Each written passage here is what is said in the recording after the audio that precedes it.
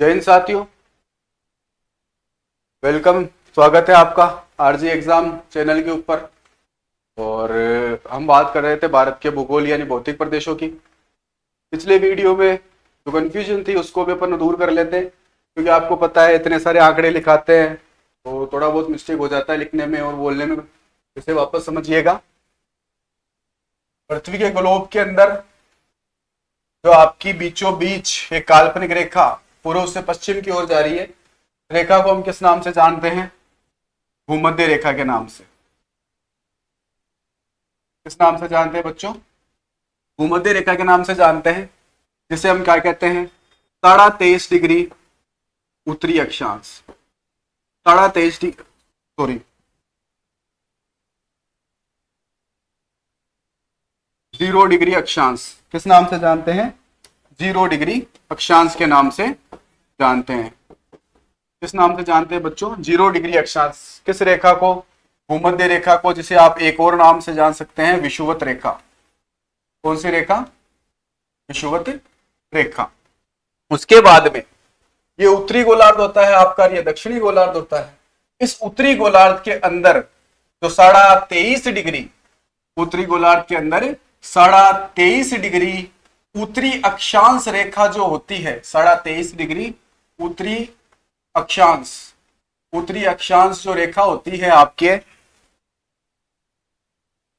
23.5 degree उत्तरी अक्षांश, उस रेखा को हम किस नाम से जानते हैं? कर्क रेखा के नाम से जानते हैं। किस रेखा के नाम से जानते हैं? कर्क रेखा के नाम से जानते हैं। कौन सी रेखा के नाम से जानते हैं बच्चों? कर्क रेखा के नाम से जानते हैं, जो हमारे भारत के 8 राज्यों से गुजरती है। इसके बाद में इस दक्षिणी गोलार्ध के अंदर जो रेखा गुजरती है, उस रेखा का नाम आपके है 23.5 डिग्री दक्षिणी अक्षांश। कौन सी अक्षांश? 23.5 डिग्री दक्षिणी अक्षांश। ये जो रेखा है, इस रेखा को हम किस नाम से जानते हैं? मकर रेखा के नाम से जानते हैं। किस रेखा के नाम से जानते हैं बच्चों? मकर रेखा के नाम से जानते हैं। मकर रेखा के नाम से जानते हैं। और आपके नॉर्मल इक्वेशन भी पूछा जाता है सूर्य की स्थिति के आधार पर, तो यहां चमकेगा, यहां चमकेगा, उसके बाद में इधर और यहां। 21 जून को सबसे बड़ा दिन होता है अपने उत्तरी गोलार्ध के अंदर, क्योंकि सूर्य सीधा चमकता है एकदम। यहाँ आपके 22 दिसंबर को सीधा चमकता है। तो उत्तरी गोलार्ध का सबसे बड़ा दिन 21 जून होता है, सबसे छोटा दिन 22 दिसंबर होता है। ठीक वैसे ही 22 दिसंबर दक्षिणी गोलार्ध का सबसे बड़ा दिन होता है और 21 जून सबसे छोटा होता है दक्षिणी गोलार्ध। और 23 सितंबर और 23 मार्च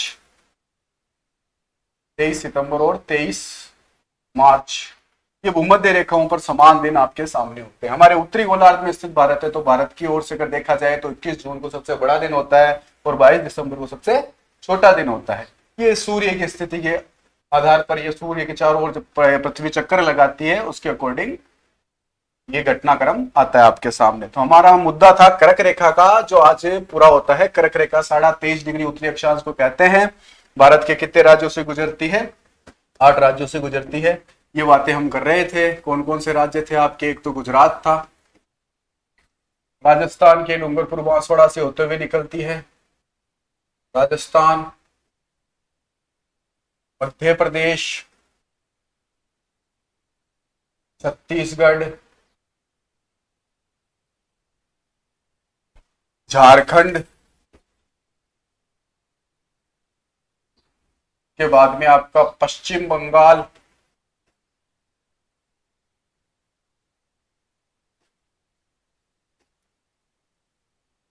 त्रिपुरा और फिर आपका मिजोरम। ये आपकी क्या थी? कर्क रेखा से रिलेटेड बातें थी, जो 23.5 डिग्री उत्तरी अक्षांश में स्थित है। और एक चीज और ध्यान में रहे आपको, हो सकता है कल सीईटी के एग्जामों में आ जाए, कल परसों जो होने वाले हैं। कर्क रेखा को 2 बार जो नदी काटती है, उस नदी का नाम है माही नदी। कौन सी नदी? माही नदी। हमारे राजस्थान की अरब सागर में गिरने वाली नदियों में शामिल है, शाखा के अंदर आती है। भूमध्य को कौन सी काटती है? कांगो या जायरे नदी। कांगो या जायरे दक्षिण अफ्रीका में, और आपकी जो मकर रेखा को 2 बार काटने वाली नदी कौन सी है? लिम्पोपो। कौन सी है? लिम्पोपो नदी। तो ये आपको थोड़ा सा ध्यान में रखना है। अब आगे बढ़ते हैं अपन। ये पृथ्वी शुरुआत में आग का गोला हुआ करती थी। क्या हुआ करती थी? आग का गोला। सूर्य से दूरी बढ़ी, क्लाइमेट में थोड़ा सा परिवर्तन आया। छोटी सी चीज वापस समझना, मानसून पड़ेंगे तब और भी ध्यान में रखेंगे। एक शब्द होता है जलवायु, एक होता है मौसम, और एक शब्द आता है आपके सामने कौन सा? ऋतु। कौन सा शब्द आता है? ऋतु। तापमान, वायुदाब की दशाएं और आर्द्रता 25 से 30 साल बनी रहे उसे कहते हैं जलवायु। जब तापमान, आर्द्रता और वायुदाब यानी वायुमंडलीय दशाएं 25 से 30 वर्ष तक समान बनी रहे उसे क्या कहोगे आप? जलवायु कहोगे। वही कंडीशन, तापमान, आर्द्रता, वायुदाब की दशाएं, ये सारी जो दशाएं आपके 3 से सप्ताह भर, 7 दिन है ना, सप्ताह भर यानी 7 दिन, हो सकता है 3-4 दिन, 2 घंटे अगर बनी रहे उसे क्या कहोगे? मौसम। क्या कहोगे? मौसम। और यही दशाएं यानी तापमान, आर्द्रता, वायुदाब और अन्य जो दशाएं हैं आपकी, वो कुछ समय का तो नहीं कह सकते, लेकिन 3-4 माह, 3 से 4 माह बनी रहे, वो होती है ऋतु। बाद में बातें करेंगे जब अपन इसके अंदर जलवायु और मौसम से रिलेटेड, मानसून से रिलेटेड बातें करेंगे। तो जिस प्रकार इस जलवायु में परिवर्तन हुआ, तापमान ठंडा हुआ, तो पृथ्वी के स्थल भाग में, पृथ्वी से विश्व के ग्लोब को अपन समझ सकते हैं, इस पृथ्वी के स्थल भाग में एक जो स्थल भाग था उसका नाम हुआ करता था पेंजिया। क्या नाम था? पेंजिया। इस स्थल भाग को क्या नाम दिया गया था? पेंजिया। और इसके चारों ओर एक समुद्र यानी जलमग्न क्षेत्र पाया गया था। उस जलमग्न क्षेत्र को हमने क्या नाम दिया था बच्चों? पैंथालासा। क्या नाम दिया था? पैंथालासा। वापस देखो सामने, स्थल भाग है वो क्या है? पेंजिया। स्थल भाग को क्या नाम दे दिया? पेंजिया। स्थल भाग को क्या नाम दे दिया बच्चों? पेंजिया। और इस जो जलयुक्त क्षेत्र था या समुद्र अपन कह सकते हैं, उसका नाम क्या रख दिया था हमने? पेंजिया। जलमग्न क्षेत्र, जल मगन क्षेत्र। इस जलमग्न क्षेत्र को हमने क्या नाम दे दिया था? पैंथालासा। वक्त बीतता गया, इस पेंजिया के 2 टुकड़े होते हैं। वक्त बीतने के बाद इस पेंजिया के कितने टुकड़े होते हैं? 2। इस 2 टुकड़ों में पहला टुकड़ा बनता है कौन सा? अंगारा लैंड, और दूसरा बनता है गोंडवाना लैंड। पहले टुकड़े का नाम क्या है स्थल भाग के? अंगारा लैंड। कौन सा? अंगारा लैंड। और दूसरा आपके बनता है जो दक्षिणी की ओर बनता है, उसका नाम आपके है गोंडवाना लैंड। कौन सा? गोंडवाना लैंड। उस दौरान क्या होती है, उस दौरान घटना क्या होती है, उस चीज को समझिएगा आप। इस गोंडवाना लैंड के ऊपर, इस गोंडवाना लैंड के आपके यहां पर ज्वालामुखी विस्फोट होता है। एक बार अलग से लेके समझा देते हैं ताकि क्लियर हो जाए। इस 2 भाग कौन से बने हैं हमारे सामने? पहली जो प्लेट है उसका नाम क्या है? अंगारा लैंड। दूसरी कौन सी है आपके सामने? गोंडवाना लैंड। कौन सी है बच्चों? गोंडवाना लैंड। इस गोंडवाना लैंड के ऊपर क्या होता है? ज्वालामुखी विस्फोट। क्या होता है? ज्वालामुखी विस्फोट। क्या हुआ बच्चों? ज्वालामुखी विस्फोट हुआ। ज्वालामुखी विस्फोट। ज्वालामुखी विस्फोट में आपको पता है क्या निकलेगा? लावा। लावा बाद में वक्त के साथ क्या होता है? ठंडा होता है। इस ठंडे से भारत के एक भौतिक प्रदेश का निर्माण होता है जिसे क्या कहते हैं? प्रायद्वीपीय पठार। क्या कहते हो आप?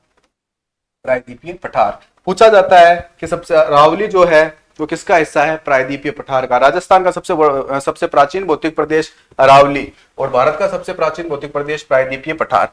तो गोंडवाना लैंड पर जो विस्फोट हुआ, उससे जो लावा निकला, लावा ठंडा होने के बाद में जमा हुआ, और जमा होने के बाद में जिस भौतिक प्रदेश का निर्माण हुआ उसका क्या नाम था?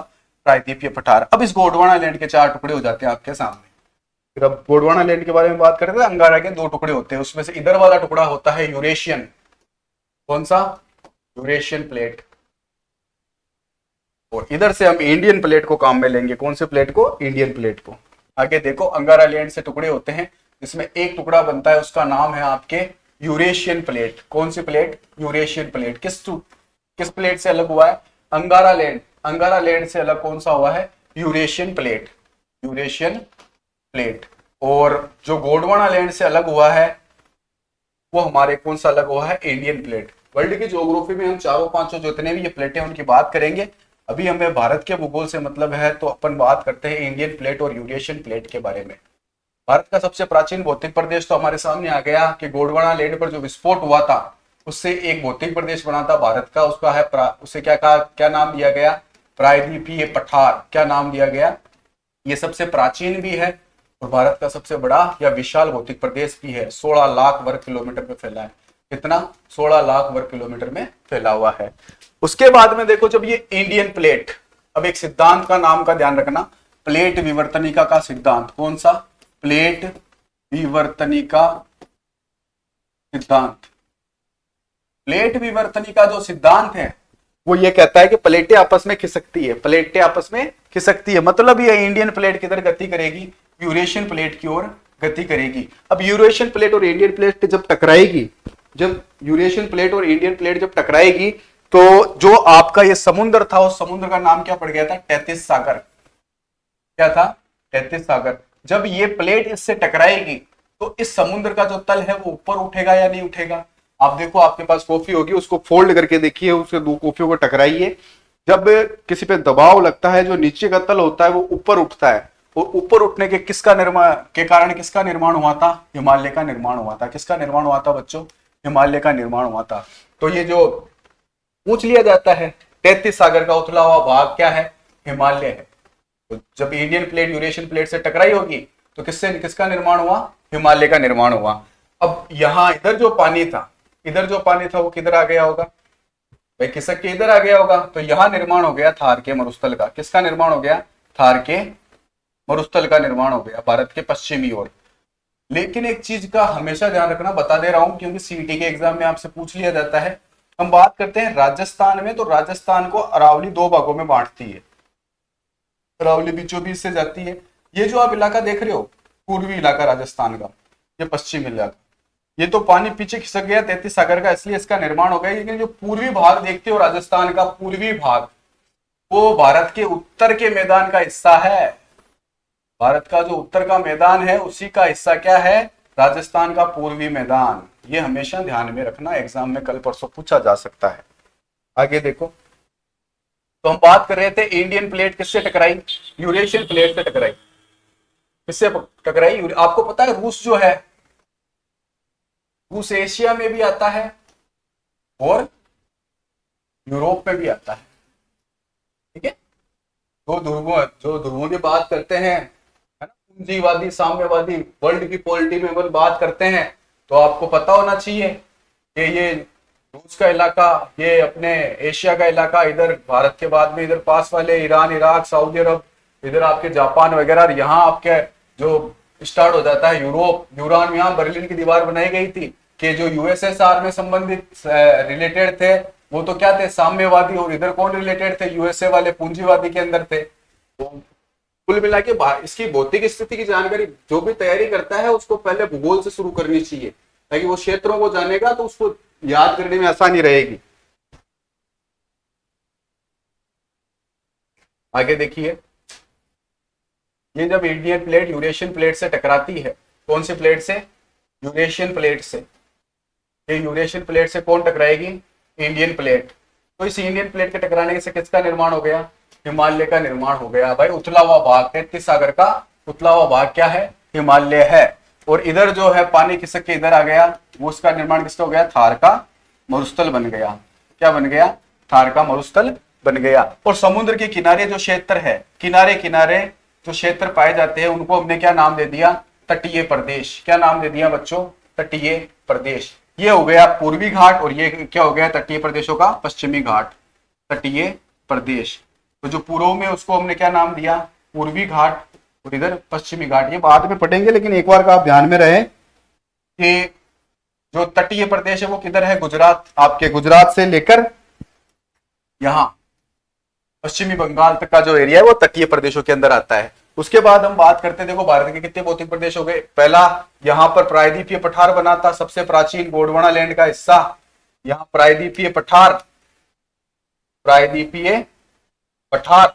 और उसके बाद में सबसे प्राचीन था, उसके बाद प्री कैम्बियन काल में बना था ये। उसके बाद में हिमालय, और हिमालय के बाद में आपके थार के मरुस्थल की बात हो गई थी। फिर तटीय प्रदेश बन गए, और तटीय प्रदेश के बाद में यहाँ हिमालय से जो नदियां निकलती है वर्ष भर, वो यहाँ पर मैदान बनाते हैं। तो किसका निर्माण हो गया? उत्तर के मैदान का। किसका निर्माण हो गया? उत्तर के मैदान का।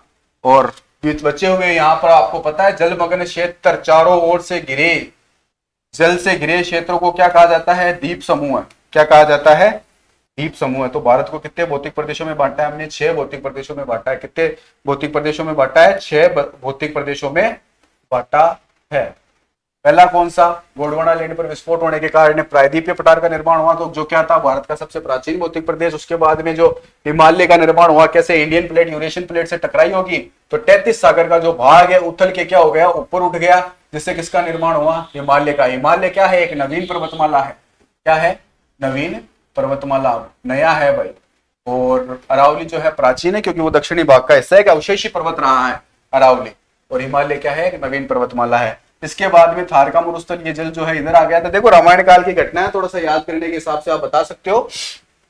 आपको पता है यहां से श्री रामचंद्र जी लंका जाना था, तो समुद्र देवता जो थे उनको कहा गया कि मुझे मार्ग दिया जाए, लेकिन समुद्र देवता ने मार्ग नहीं दिया था। तो भगवान श्री रामचंद्र जी ने तीर निकाल लिया था, कहा था कि तेरे को सुखा दिया जाएगा। तो ये बाहर आए थे समुद्र देवता और बोले थे कि मेरे जो जीव है अंदर, उसके अंदर जो जीव है वो समुद्र में वो मर जाएंगे। मेरा एक भाग पश्चिम की ओर है, जिसका उपयोग राक्षस लोग वगैरह करते हैं, ऐसी बात की गई थी। और यहां से वो तीर जो है, क्योंकि आपको पता है श्री रामचंद्र जी ने कहा था कि रामचंद्र जी ने कहा था मैं एक क्षत्रिय हूं, अपना बाण वापस नहीं ले सकता।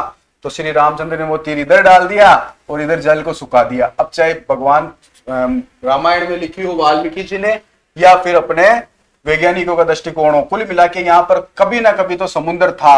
वरना देख लो सांबर झील, नमक की बोरियां तो शायद ही डाल के आते होंगे हम लोग। क्यों है तो वो खारी पानी की झील है? क्योंकि वो 33 सागर का तल है।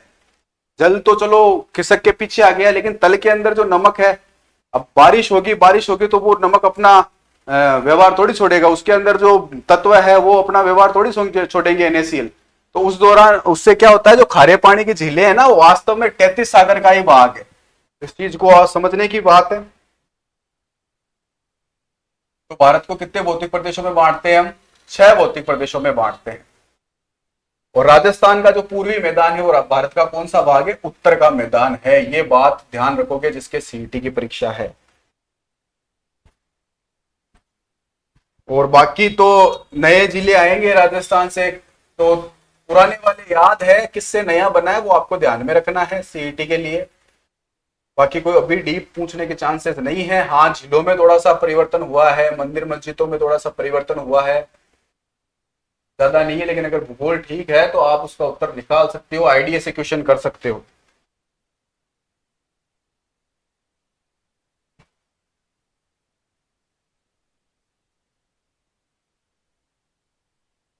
तो हम बात कर रहे थे भारत के भौतिक प्रदेशों में इंडियन प्लेट के ऊपर गोंडवाना लैंड पर विस्फोट होता है, और भारत के सबसे प्राचीन भौतिक प्रदेश का निर्माण होता है, जिसका नाम हम क्या रखते हैं? प्रायद्वीपीय पठार।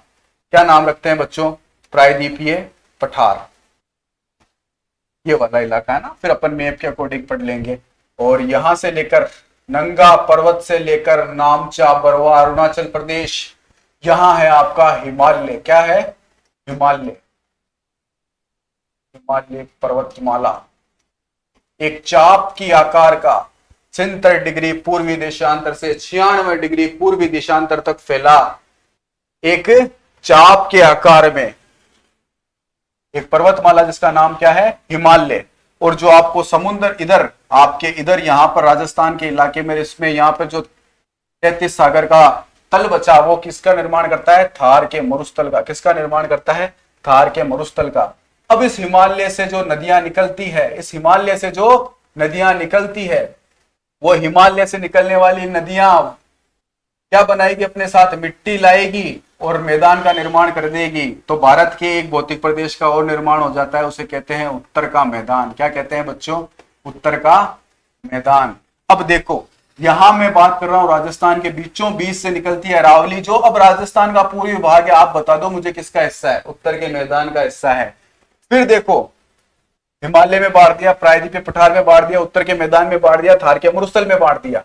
अब यहां बचे हैं आपके क्या? तटीय प्रदेश। इस इलाके को हम कहते हैं क्या? तटीय प्रदेश। क्या कहते हैं बच्चों? तटीय प्रदेश। इसे कहते हैं हम तटीय प्रदेश। यहां मैं लिख देता हूं तटीय प्रदेश, तटीय प्रदेश, कोस्टल रीजन। आगे देखो जो समुद्र के अंदर सॉरी आपके जो समुद्र के अंदर या अरब सागर में, बंगाल की खाड़ी में द्वीप समूह है वो डूबे हुए, उन्हें कहते हैं द्वीप समूह। अब देखो अंडमान निकोबार तो क्या है? डूबते हुए पर्वतों की चोटियां, कटक है, और ये है प्रवाल वित्तियां।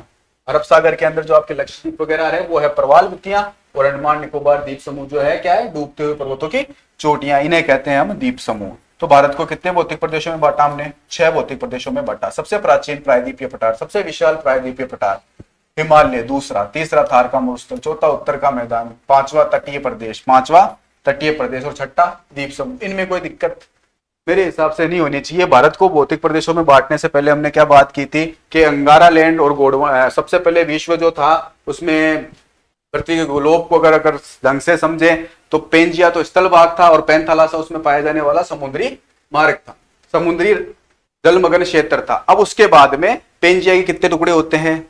2। एक का नाम अंगारा लैंड, दूसरे का गोंडवाना लैंड। गोंडवाना लैंड पर क्या हुआ? ज्वालामुखी विस्फोट। ज्वालामुखी विस्फोट से क्या हुआ? लावा ठंडा हुआ और प्रायद्वीपीय पठार का निर्माण होगा। पूछ लेंगे सब। अरावली क्या है? अरावली एक प्राचीन पर्वत है, हिमालय उसके बाद बने नवीन पर्वत है। उसके बाद में प्रायद्वीपीय पठार के बाद में, और जब इसकी जो इंडियन प्लेट थी वो गोंडवाना प्लेट से टकराई होगी तो फोल्ड होकर जो 33 सागर का तल है वो ऊपर उठा होगा। किसका निर्माण हो गया? हिमालय का। उसके बाद में जो इधर जो जल था 33 सागर का वो खिसक के इधर आ गया, किसका निर्माण हो गया? थार के मरुस्थल का। लेकिन राजस्थान का जो पूर्वी मैदान है वो किसका हिस्सा है? उत्तर के मैदान का हिस्सा है। उसके बाद में जो तटीय प्रदेश है वो किधर है आपके? वो बंगाल की खाड़ी और अरब सागर के पास स्थित है। और जो जल में डूबे हुए क्षेत्र है उनको हमने क्या नाम दिया? द्वीप समूह नाम दिया है। तो ये भारत के भौतिक प्रदेश कितने हो गए? 6 हो गए। कितने हो गए? 6 हो गए। अब हम शुरुआत करते हैं हिमालय की।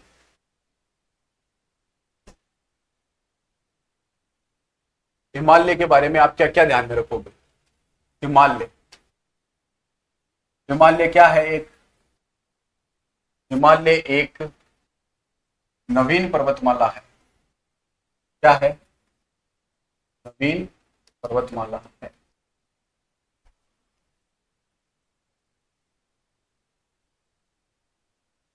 इंडियन एवं यूरेशियन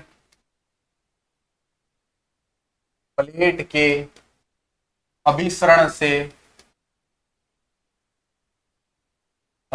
से हिमालय का निर्माण हुआ। किसका निर्माण हुआ बच्चों? हिमालय का निर्माण हुआ। हिमालय एक वलित पर्वतमाला है। ये सारे पूछे जा सकते हैं सत्य असत्यों में। आजकल वो गया जमाना, सत्य असत्य आएंगे क्वेश्चन। हिमालय एक वलित फोल्डेड कैसा पर्वत है? फोल्डेड पर्वतमाला है।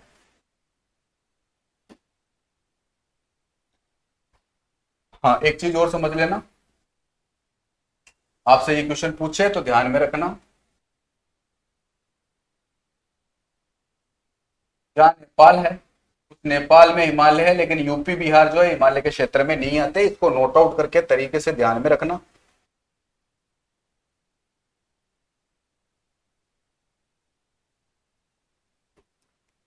यूपी बिहार हिमालय के क्षेत्र में नहीं आते। ये जनरल सी डिटेल है जो आपको पता होनी चाहिए। 5 लाख वर्ग किलोमीटर में फैला हुआ है। 5 लाख वर्ग किलोमीटर में फैला है। ट्रेसियन काल, कौन सा काल? रसियन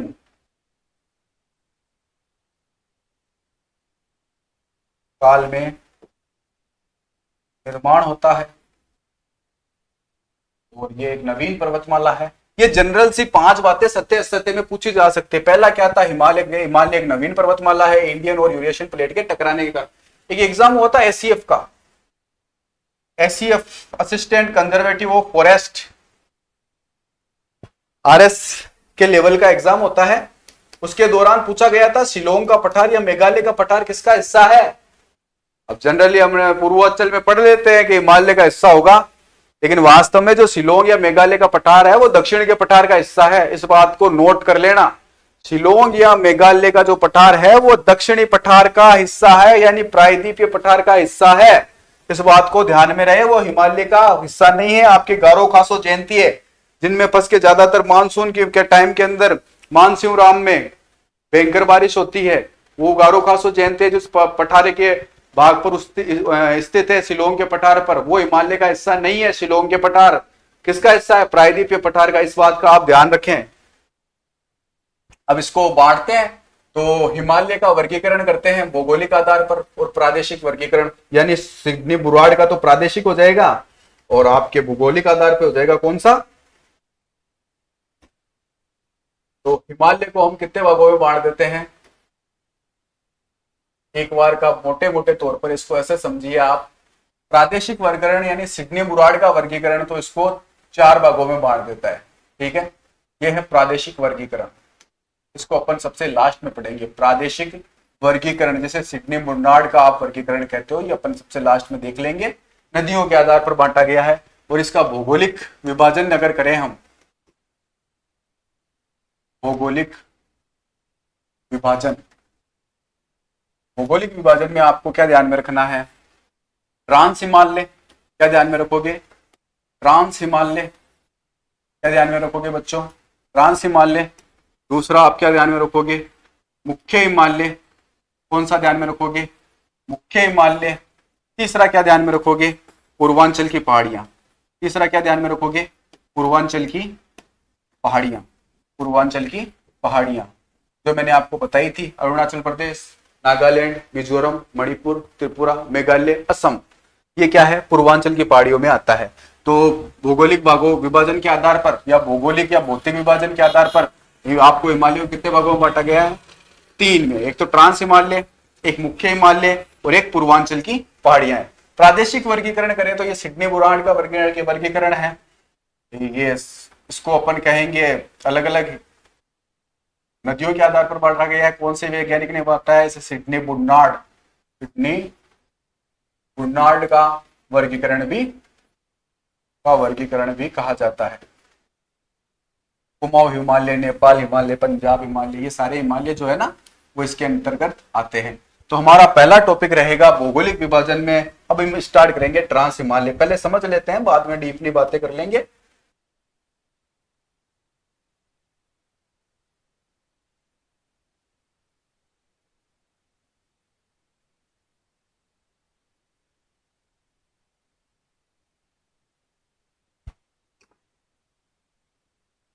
ये वाले जो आप इलाके देखते हो, ये तीनों ही क्या है?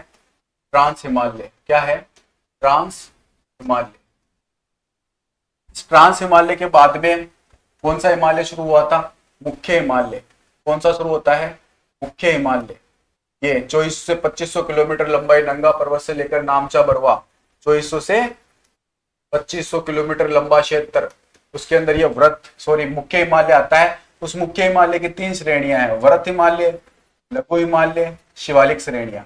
और यहाँ आपका जो एरिया पड़ रहा है ये 7 सिस्टर वाला, असम का इलाका, ये बीच में अरुणाचल प्रदेश का इलाका, अरुणाचल प्रदेश, नागालैंड, नागा पहाड़ियां, दुसाई पहाड़ियां, नागालैंड, मणिपुर, इधर आपका मिजोरम, यहाँ त्रिपुरा, बांग्लादेश के कंधे पर ये मेघालय और बीचों बीच असम। ये इधर जो पर्वत पाए जाते हैं वो कौन से हैं? पूर्वांचल में। पूर्वांचल पहाड़ियों में कौन कौन हिस्से आते हैं आपके? अरुणाचल प्रदेश, नागालैंड, मणिपुर, मिजोरम, त्रिपुरा और असम। अब ये जो मेघालय का पठार है या शिलोंग का पठार है, ये इंडियन प्लेट के अभिसरण से हुआ है। जैसे ये इंडियन प्लेट यहाँ तक किसकी होगी, तो शिलोंग के पठार किसका हिस्सा है, इस गोंडवाना लैंड का हिस्सा है, हिमालय का हिस्सा नहीं है, ध्यान में रखिएगा। तो अब देखो क्वेश्चन कैसे आएगा सीईटी के अंदर, मैं बता दूं ग्रेजुएशन लेवल में जो क्वेश्चन बनने वाले हैं वो बहुत ही अच्छे बनने वाले हैं। ट्रांस हिमालय को उत्तर से दक्षिण में व्यवस्थित करें, तो रटने वाला तो सीन नहीं रहा।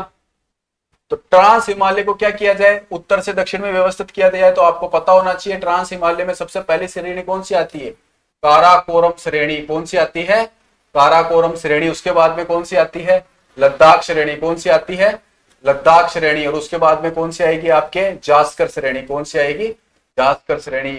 ये क्वेश्चन ऐसे आ जाएगा कि इसको उत्तर से दक्षिण में व्यवस्थित करो, तो पहले ऐसे याद करना है, काराकोरम आएगा, फिर लद्दाख आएगा, फिर जास्कर आएगा, फिर उसके बाद में मेन मुख्य हिमालय शुरू हो जाएगा। क्या शुरू हो जाएगा, मुख्य हिमालय। मुख्य हिमालय में आपका वर्त हिमालय आएगा, उसके बाद लघु हिमालय आएगा, और उसके बाद में शिवालिक हिमालय आएगा।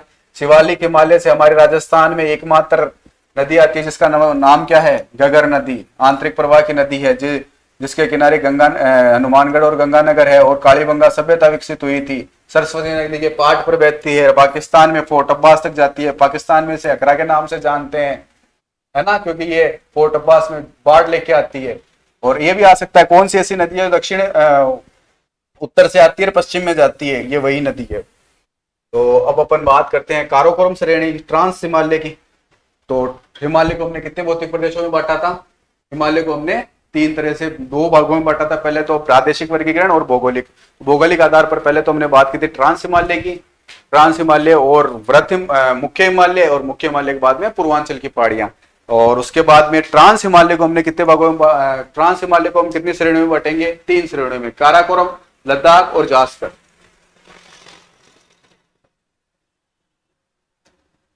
हिमालय में हम क्या लिखेंगे, ट्रांस हिमालय। पहला भाग कौन सा आएगा हमारे, ट्रांस हिमालय। कौन सा आएगा, ट्रांस हिमालय। इनका क्रम ध्यान में रखना, उत्तर से दक्षिण का। ये कौन सी श्रेणी है, काराकोरम। कौन सी है बच्चों, काराकोरम। ये कौन सी है, लद्दाख श्रेणी। कौन सी है, लद्दाख श्रेणी। ये कौन सी है बच्चों, जास्कर श्रेणी। कौन सी है, जास्कर श्रेणी। अब देखो काराकोरम की बात करते हैं, ए डाल के लिखते हैं काराकोरम, काराकोरम श्रेणी। काराकोरम श्रेणी ये क्यों इंपॉर्टेंट है, काराकोरम श्रेणी में आपके यहाँ पर भारत की सबसे ऊंची चोटी, भारत की सबसे ऊंची चोटी केटू गॉडविन अस्टिन 8611 मीटर ऊंची यह स्थित है। कौन सी श्रेणी में है, काराकोरम श्रेणी के अंदर स्थित है।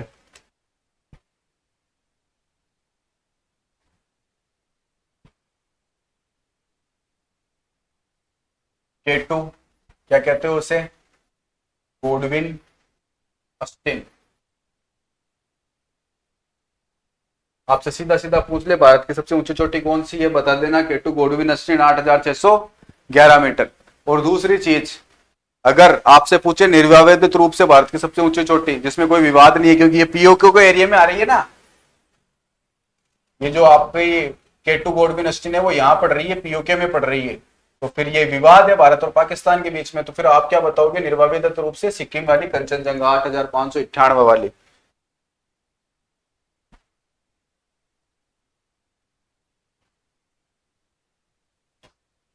कितनी लंबाई है इसकी, 8611 मीटर ऊंची है।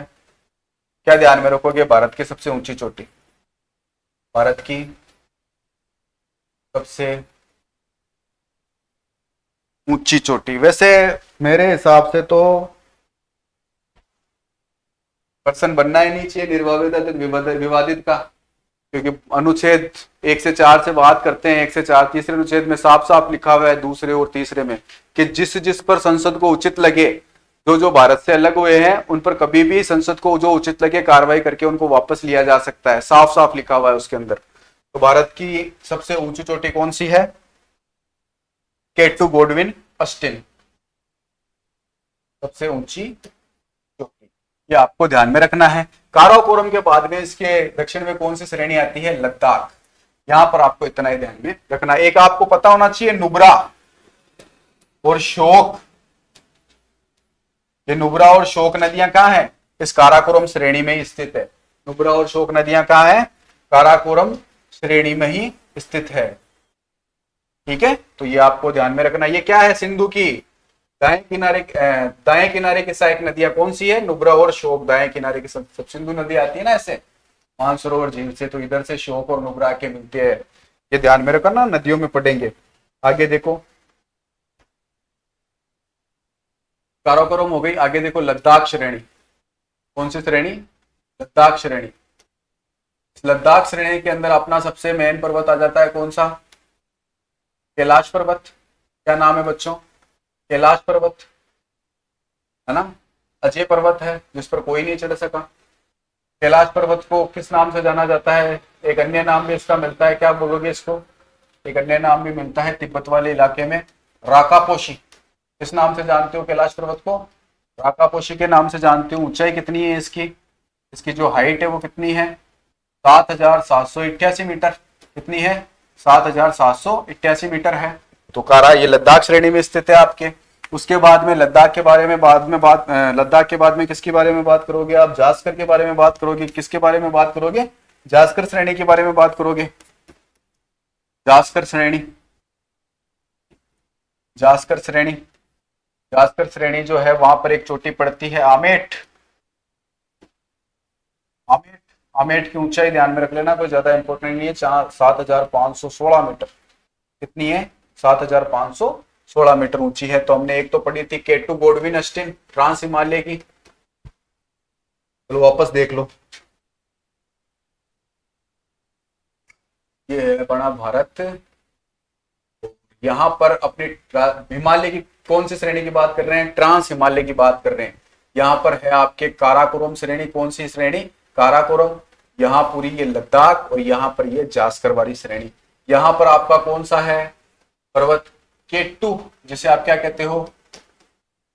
Godwin Austin. किस नाम से जानते हो? गोडविन अस्टिन के नाम से जानते हो। हाइट कितनी है? 8,611 मीटर है। कितनी है? 8,611। इंडिया की सबसे ऊंची चोटी।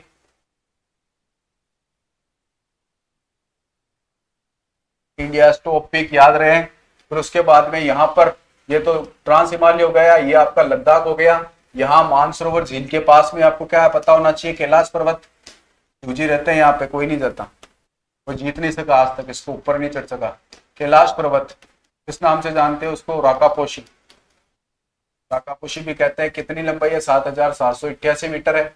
उसके बाद में आपके यहाँ पे जास्कर श्रेणी आ जाती है। जास्कर में एक ही ध्यान में रखना है, आमेट। तो यहां तक अपने बात करी थी किसकी? हिमालय के पहले चैप्टर यानी ट्रांस हिमालय की बात की थी। किसकी बात की थी? ट्रांस हिमालय की बात करी थी। अब हम बात करते हैं मुख्य हिमालय। किसकी बात करेंगे? मुख्य हिमालय की बात करेंगे। मुख्य हिमालय देखो कहां से कहां तक फैला हुआ है। अब ये जो आप बड़ी बड़ी ऊंची ऊंची चोटियां सुनते हो, माउंट एवरेस्ट, कंचनजंगा, नंगा पर्वत, नामचा पर्वत, ये सारे आपके इधर ही आएंगे। हम बात करते हैं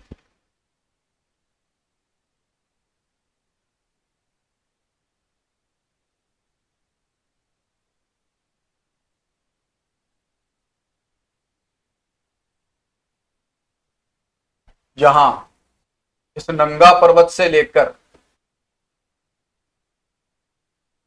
गंगा पर्वत से लेकर नामचा बरवा। अरुणाचल प्रदेश में कौन सा पर्वत है? नामचा बरवा। नामचा बरवा यहां तक इस 2400 किलोमीटर की सीमा तक फैला हुआ एक चाप के आकार का, कौन सा? चाप के आकार का 74 डिग्री पूर्वी देशांतर से 96 डिग्री पूर्वी देशांतर तक, 74 डिग्री पूर्वी देशांतर से 96 डिग्री पूर्वी देशांतर तक फैला। ये जो आप भाग देखते हो पूर्वी देशांतर तक फैला जो आप भाग देखते हो, ये क्या है? मुख्य हिमालय है। क्या है बच्चों? मुख्य हिमालय। यहीं पर देखो नंगा पर्वत 8,126 मीटर ऊंचा, ये आपका सिक्किम कंचनजंगा। सिक्किम में कौन सा है? कंचनजंगा 8,598 मीटर ऊंचा। ये दोनों पर्वतमालाएं किधर आ रही है? इधर आ रही है। इधर आपके नेपाल में जो सबसे ऊंची चोटी विश्व की, कौन सी? नेपाल में माउंट एवरेस्ट। कौन सी? Mount Everest. कौन सी? Mount Everest. 8,848 नए आंकड़े, 8,848 50 मीटर ऊंची कौन सी है? माउंट एवरेस्ट, जो भी किस में आती है? मुख्य हिमालय में आती है। इसके अलावा इसको नेपाल में क्या कहते हैं? सागर माथा। आपके जो माउंट एवरेस्ट है उसको क्या कहा जाता है नेपाल में? सागर माता कहा जाता है। कहां कहा जाता है? नेपाल में कहा जाता है, क्योंकि नेपाल में स्थित है ये। और तिब्बत में क्या कहा जाता है इसको? तिब्बत में इसको कहा जाता है चोमू लुंगमा। चोमू लुंगमा, चोमू लुंगमा कहा जाता है। तो वृहत हिमालय के अंदर जो है बड़ी बड़ी मुख्य हिमालय में कौन कौन सी श्रेणियां हैं? वृहत हिमालय, लघु हिमालय और शिवालिक हिमालय। शिवालिक हिमालय में ज्यादा ऊंची चोटियां है नहीं, वृहत हिमालय में बहुत सारी चोटियां। आपको क्या ध्यान में रखना है? नंगा पर्वत से लेकर नामचा बरवा पर्वत तक फैला क्या कौन सा पर्वत है? मुख्य हिमालय। कौन सा है? मुख्य हिमालय। इस मुख्य हिमालय को कितने भागों में बांटा गया है? 3 भागों में। बात करते हैं आराम से।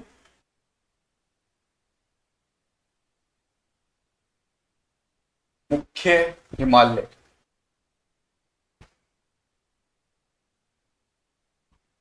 मुख्य हिमालय के बारे में देखो।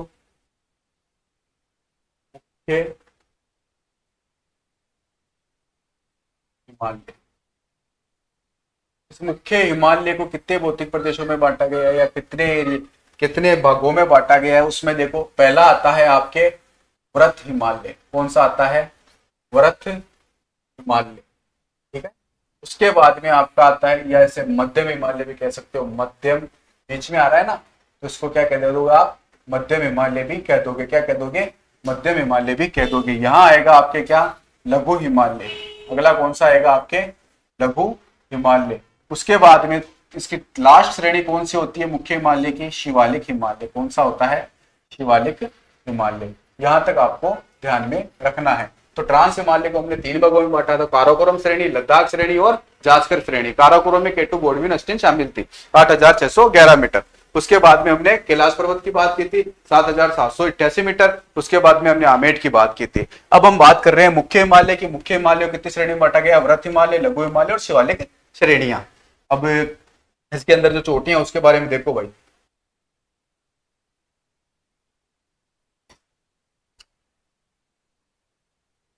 वृहत यानी बड़ा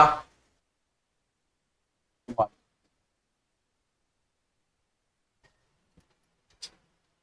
2400 से 2500 किलोमीटर फैला, किस आकार में है? एक चाप के आकार में। किस आकार में है बच्चों? चाप के आकार में है। और 74 डिग्री पूर्वी देशांतर से 96 डिग्री पूर्वी देशांतर तक। अब देखो, इतने सारे आंकड़े होते हैं। जब आर्थिक समीक्षा पढ़ेंगे तब खूब सारे आंकड़े आएंगे, जनसंख्या पढ़ेंगे खूब आंकड़े आएंगे, कल्चर याद करनी पड़ती है, विज्ञान के टॉपिक जैसे प्रोसोपिस नेरिया हो गया, पेनिसिटियम अमेरिकाना हो गया, टिट्रिकम एसिटिवम हो गया, जैसे पता नहीं टेकोमेला अंडुलेटा हो गया, कुकुरमा लोगा हो गया, एलियम सेटाइवा हो गया, एलियम सीपा हो गया, पाइसम सेटाइवम हो गया। रोगों के बारे में बात कर लो तो माइक्रोबैक्टीरियम ट्यूबरकुलोसिस हो गया, कुष्ठ का हो गया, माइक्रोबैक्टीरियम लेप्री हो गया, साल्मोनेला टाइफी हो गया। ऐसे पता नहीं कितने आंकड़े दिमाग में चल रहे होते हैं। तो गलत नहीं बताते, लेकिन ये है कि थोड़ा सा बोलने में मिस्टेक हो जाती है। 96 डिग्री, 74 डिग्री से 96 डिग्री पूर्वी देशांतर। आगे देखो, 2400 से 2500 किलोमीटर फैला हुआ है वृहत हिमालय। सारी ऊंची चोटियां इसी में शामिल है, ज्यादातर ऊंची चोटियां इसके अंदर शामिल की गई है। दुनिया की सबसे ऊंची चोटी इसके अंदर शामिल है कौन की? जैसे माउंट एवरेस्ट आपके, कौन सा? Mount Everest. माउंट एवरेस्ट इसके अंदर शामिल है। माउंट एवरेस्ट कहाँ है? नेपाल में। भारत की कंचनजंगा इसके अंदर शामिल है। आपके नंगा पर्वत इसके अंदर आता है ना। और नामचा बरवा भी इसी का हिस्सा है। पूर्वांचल की श्रेणियों में लिख लेंगे, नामचा बरवा कोई ज्यादा इंपोर्टेंट नहीं है। आगे देखो, तो ये नंगा पर्वत से लेकर नामचा बरवा तक फैला हुआ है। भारत में कितना विस्तार है इसका? नंगा पर्वत से लेकर नामचा बरवा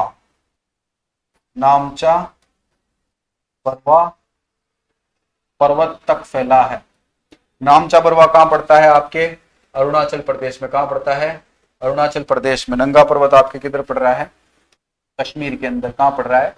कश्मीर के अंदर। तो अब वरद हिमालय की चोटियों के बारे में देखो भाई, इंपॉर्टेंट क्वेश्चन है, आ सकते हैं आपके, तो ध्यान रखें। वरद हिमालय की चोटियों में सबसे पहले हम पढ़ते हैं कौन सा? Mount Everest. पटवारी में आया था 8611 वाला, भारत की सबसे ऊंची चोटी, केटू गॉडविन अस्टिन, याद रहे। Mount Everest. कौन सा? Mount Everest.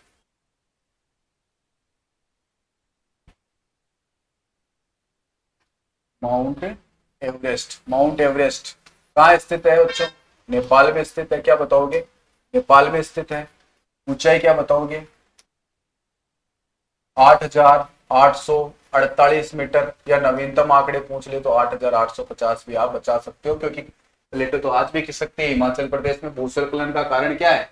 यही तो है, प्लेटें जो है वो आज भी खिसकती है। ये क्या है? विश्व की सबसे ऊंची चोटी, विश्व की सबसे ऊंची चोटी। इस चोटी का नेपाल में क्या कहा जाता है? नेपाल में इसे क्या कहते हैं? सागर माता। क्या कहोगे? सागर माता। ठीक है। वैसे इस हिमालय को पूरे को क्या कहोगे? उस तिब्बत में क्या कह दिया जाए? वैसे देखो, खास तौर से चोटी का पूछ ले तो भी यही बताना है, पूरे हिमालय को क्या कहा जाता है तिब्बत में, तो भी आप क्या बताओगे? चोमुलुंगमा। क्या बताओगे? चोमुलुंगमा। तो विश्व की सबसे ऊंची चोटी कौन सी है? Mount Everest, 8,848 metre. उसके बाद में भारत की सबसे ऊंची चोटी कौन सी थी? केटू गॉडविन अस्टिन, 8,611। उसके बाद में निर्विवादित रूप से कौन सी थी? कंचनजंगा। उसकी बात करते हैं यहाँ पे, आगे देखो। इसमें दूसरी ऊंची चोटी की बात करें तो कंचनजंगा। कौन सी? कंचनजंगा।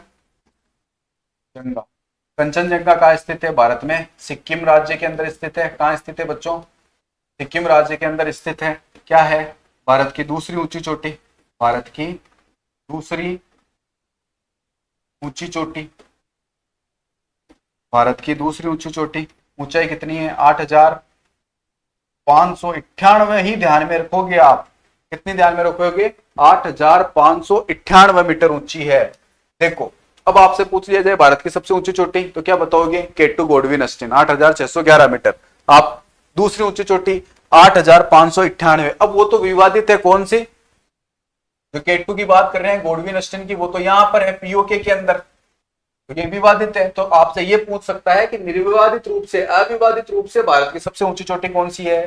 कंचनजंगा। डायरेक्ट पूछ ले भारत की ऊंची चोटी, क्या बताओगे? केटू गॉडविन अस्टिन। अगर डायरेक्ट नहीं पूछ रहा है, ऐसे पूछ रहा है निर्विवादित रूप से भारत की सबसे ऊंची चोटी कौन सी है, तो आप क्या बताओगे? आप बताओगे कंचनजंगा। क्या बताओगे? कंचनजंगा।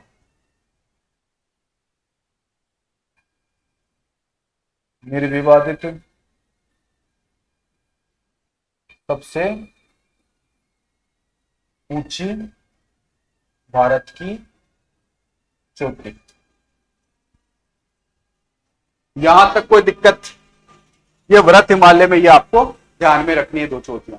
अब बात करते हैं अपन इसकी लघु हिमालय। किसकी बात करते हैं बच्चों?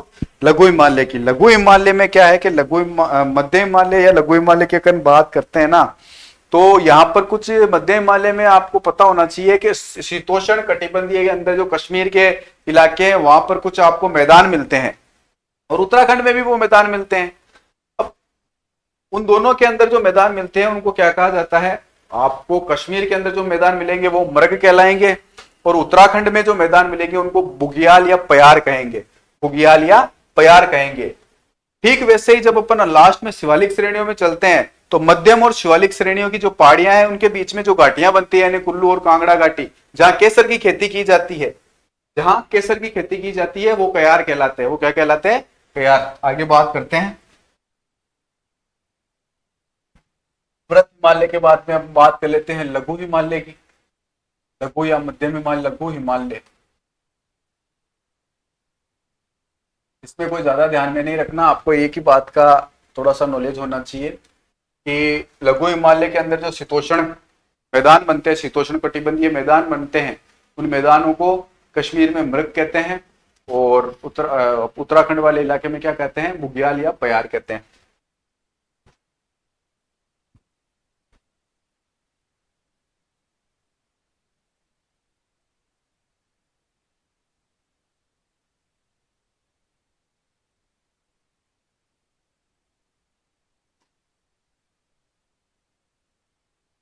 मैदानों में, इनमें जो मैदान बनते हैं कश्मीर में, उनको क्या कहोगे आप? मर्ग। क्या कहोगे? मर्ग। जैसे सोनमर्ग और गुलमर्ग। ठीक वैसे ही उत्तराखंड में जो मैदान बनेंगे उनको क्या कहोगे आप? बुगियाल या प्यार। बुगियाल या प्यार, ये मैदान बनते हैं। फिर आगे बात करेंगे अपन लघु हिमालय और शिवालिक की श्रेणियों के बीच में जो बनेंगे उससे क्या कहेंगे हम? दून और द्वार, जैसे हरिद्वार और देहरादून। और कश्मीर के जो मैदान होते हैं शीतोष्ण घाटी, कांगड़ा घाटी, कुल्लू घाटी, उनमें जो केसर की एक खेती की जाती है उनको कयार कहते हैं। क्या कहते हैं? कयार। इधर तो देखो बुग्याल और प्यार है और उधर क्या हो जाएगा? कयार। तो ये थोड़ा सा ध्यान में रखना। एक बार वापस थोड़ा सा समराइज कर लेते हैं और फिर बाद में बात करते हैं। देखो देखें समराइज क्या कर रहा है कि ये पृथ्वी जो थी आग का गोला थी और इस पृथ्वी के बीचों बीच स्थल भाग था, उसका नाम क्या था? पेंजिया। क्या नाम था स्थल भाग का? पेंजिया। वापस देख लो, समझ लो बात को। और इसके चारों ओर जो समुद्र था उसका नाम क्या था? पैंथालासा। क्या था बच्चों? पैंथालासा। यहां तक मेरे हिसाब से समझ में आ गया होगा। इस पेंजिया के कितने भाग होते हैं? 2 भाग होते हैं। इस पेंजिया के कितने भाग होते हैं? 2। एक का नाम क्या है? अंगारा लैंड। एक का नाम क्या है बच्चों? अंगारा लैंड। फटाफट बोलते जाना, अंगारा लैंड। और इसके जो नीचे की तरफ जो स्थल भाग था उसका नाम क्या था? गोंडवाना लैंड। और इसके चारों ओर जो समुद्र पहले किस नाम से था? पैंथाला। उसका नाम अब क्या पड़ गया है? 33 सागर, 33 ओशियन, 33 सागर इसका नाम पड़ गया है। इस अंगारा लैंड और गोंडवाना लैंड के टुकड़े होंगे, लेकिन गोंडवाना लैंड पर क्या हुआ? विस्फोट हुआ। ज्वालामुखी विस्फोट होने के बाद में लावा निकला। लावा क्या हो गया? ठंडा। और ठंडा होने के बाद में भारत के किस भौतिक प्रदेश का निर्माण हुआ? भारत के प्रायद्वीपीय पठार का निर्माण हुआ। भारत के प्रायद्वीपीय पठार का निर्माण हुआ। फिर इस गोंडवाना के 4 टुकड़े हुए, उसमें से हम इंडियन प्लेट काम में लेंगे और अंगारा लैंड के 2 टुकड़े हुए जिसमें से हम यूरेशियन प्लेट को काम में लेंगे। तो अंगारा लैंड से एक प्लेट कौन सी को काम में लेना है? यूरेशियन प्लेट को। कौन सी प्लेट को? यूरेशियन प्लेट को। इस यूरेशियन प्लेट और गोंडवाना लैंड से कौन सी प्लेट अलग हुई थी? Indian plate. कौन सी प्लेट अलग हुई थी? Indian plate. इस यूरेशियन प्लेट जो है इंडियन प्लेट से जाके टकराई थी। इंडियन प्लेट यूरेशियन प्लेट से टकराई होगी। इसे किस सिद्धांत के नाम से जानते हैं? प्लेट विवर्तनिका का सिद्धांत। कौन सा सिद्धांत? प्लेट विवर्तनिका का सिद्धांत। अब जब ये प्लेट इससे टकराई होगी तो भाई गोंडवाना लैंड के टाइम जब विस्फोट हुआ था प्री कैम्बियन काल में, तभी किसका निर्माण हो गया था? प्रायद्वीपीय पठार का। यहाँ पे तो कंफ्यूजन होना ही नहीं है कि भारत का सबसे प्राचीन भौतिक प्रदेश कौन सा है? प्रायद्वीपीय पठार। किसका निर्माण हो गया? आपके प्रायद्वीपीय पठार का। किसका निर्माण हो गया? प्रायद्वीपीय पठार का। लेकिन जब ये आपके हिमालय के क्षेत्र यानी इंडियन प्लेट यूरेशियन प्लेट से टकराती है तो 33 सागर का जो तल है वो ऊपर उठ जाता है, जिससे किसका निर्माण हो जाता है? हिमालय का निर्माण हो जाता है। किसका निर्माण हो जाता है? हिमालय लगभग 5 लाख वर्ग किलोमीटर में फैला हुआ है। उसके बाद में इधर वाला जो पानी जल था या पानी था वो किधर आ गया? तट के इधर आ गया। यहाँ पर किसका निर्माण हो जाता है? थार के मरुस्थल का। लेकिन राजस्थान का ध्यान रहे, अरावली के पूर्वी ओर यानी राजस्थान का जो पूर्वी भाग है वो कौन सा हिस्सा है? उत्तर के मैदान का हिस्सा है भारत के। अब हिमालय से नदियां निकलती है और इससे किसका निर्माण हो गया? उत्तर के मैदान का निर्माण हो गया। किसका निर्माण हो गया? उत्तर के मैदान का निर्माण हो गया। यहां तक हमने बात की थी। और इस समुद्र के किनारे किनारे जो क्षेत्र है उनको क्या कह दिया था? तटीय प्रदेश कह दिया था। क्या कह दिया था बच्चों?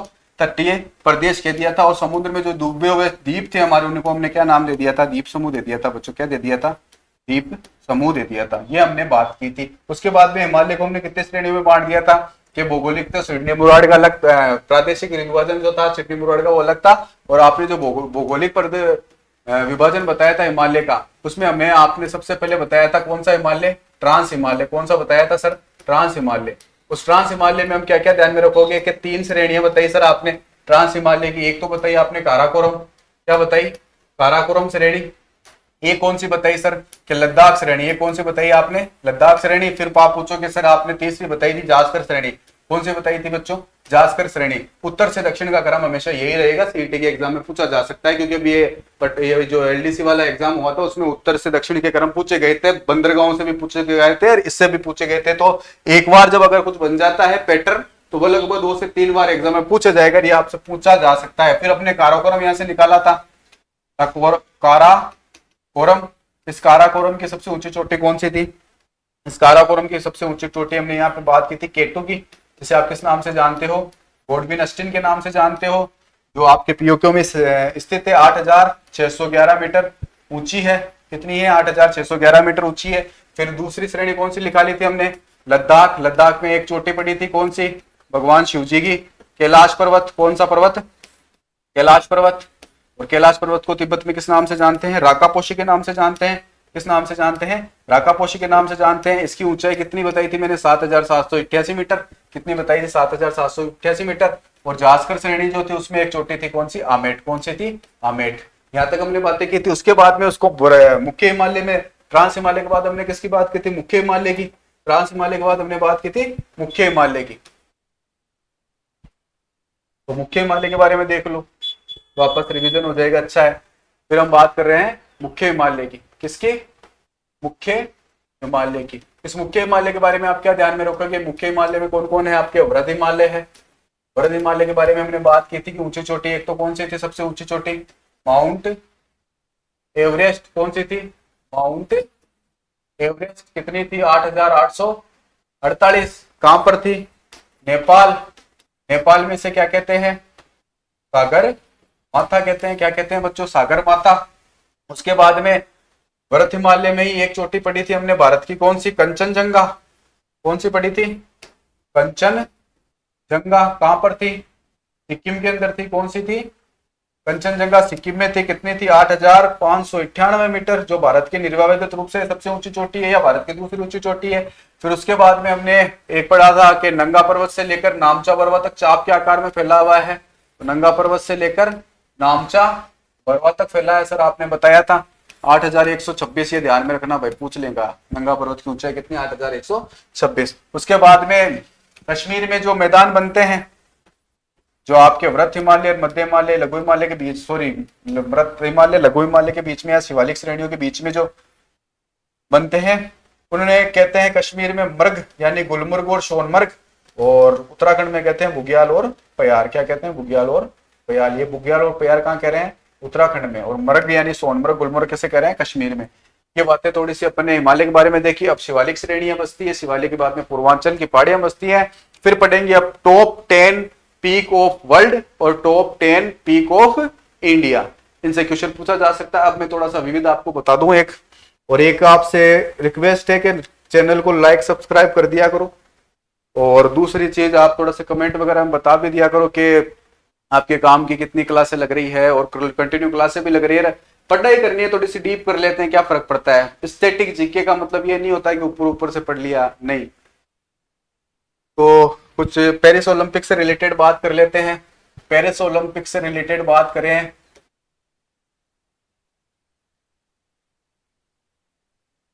पेरिस ओलंपिक से रिलेटेड बात करें अपन, तो एक चीज का ध्यान रखें कि सबसे ज्यादा किसने जीता है पेरिस ओलंपिक के अंदर? अमेरिका ने लगभग 126 कितने मेडल जीते हैं? 126। उनमें से गोल्ड कितने जीते हैं? 40। और सिल्वर कितने जीते हैं? 44। ये दो ही ध्यान में रखना, ब्रोंज का कोई इतना रोल नहीं है। उसके बाद में आपको पता होना चाहिए चाइना पीपुल्स रिपब्लिक, आज के लिए लिखा हुआ आता है भाई चाइना के लिए, पीपुल रिपब्लिक्स चाइना। इसने कितने जीते हैं? इसने लगभग 91 जीते हैं। उनमें से गोल्ड भी बराबर टक्कर दी है अमेरिका को 40, और सिल्वर इसने, फिर यहां से तो फैसला हुआ ही नहीं ना, 40 जीते, तो सिल्वर इसने 27 जीते थे भाई, ये ध्यान में रखना। उसके बाद में हमारा जापान, जापान ने कितने जीते हैं बच्चों? 45 मेडल जीते हैं टोटल। 45 में से गोल्ड कितने जीते हैं? 20। तो सबसे ज्यादा अमेरिका ने जीता है, उसके बाद चाइना ने जीते हैं। तो गोल्ड तो दोनों के लगभग सेम ही है, 40 और 40। और सिल्वर में इसने 44 जीते हैं और इसने 27 जीते हैं। भारत की बात करते हैं, इंडिया की रैंक क्या थी ओलंपिक के अंदर? 71। तो इंडिया की रैंक कितनी थी? 71। मेडल कितने जीते हैं? 6 मेडल कितने जीते हैं? 6 गोल्ड 0, सिल्वर 1, और आपके ब्रोंज कितना जीते हैं? ब्रोंज आपके 5। तो ये आपको आंकड़े ध्यान में रखने हैं। बात करते हैं सिल्वर मेडल की। रजत पदक है ना, सिल्वर मेडल यानी रजत पदक की बात कर लेते हैं।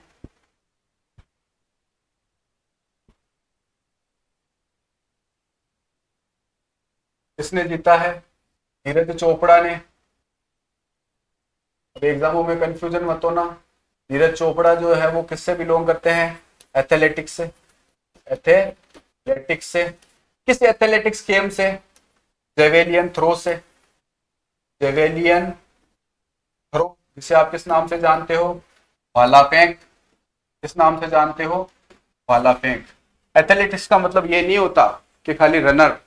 देखो runner 100 metre, 400 metre, 1600 metre, 5000 metre, पूरे 10 किलोमीटर, 25 किलोमीटर और 44 किलोमीटर, ये सारी रनिंग के अंदर आती है। एथलीट है।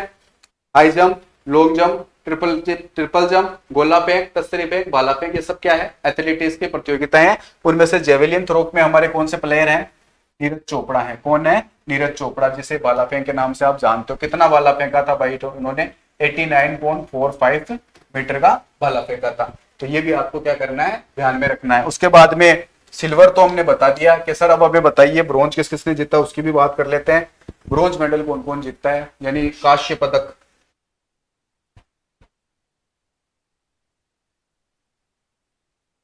कांस्य पदक में एक मनु भाकर जी का नाम जरूर ध्यान में रखिएगा आप।